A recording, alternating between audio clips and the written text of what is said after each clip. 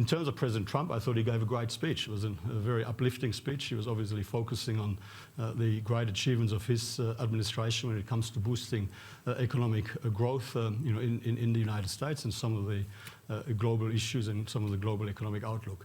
When it comes to climate change, I mean, the Australian government's position is very clear. I mean, we are committed to effective action on climate change. We do understand that climate change is something that needs to be addressed. We also understand that the only way that it will be addressed effectively is through a global response.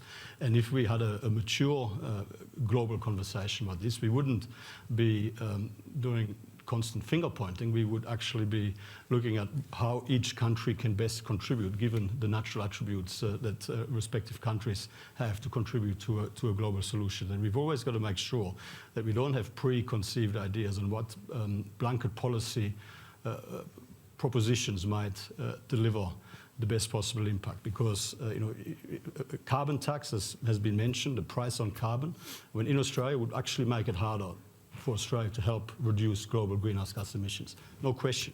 I mean, we would be shifting economic activity and jobs overseas, where for the same amount of economic output, emissions would be higher.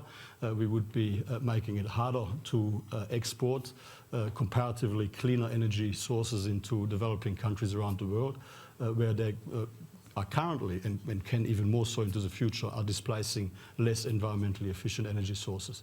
And that obviously, whether from LNG to uranium to even to black coal compared to brown coal options in other countries, as well as solar, wind, hydrogen, and all of these other energy sources. I mean, there's no question. And again, on a per capita basis, and I hear what you're saying, you don't like to talk about numbers, but it's very hard to talk objectively about an issue without mentioning numbers. There's no question that Australia is a world leader when it comes to per capita investment in clean energy.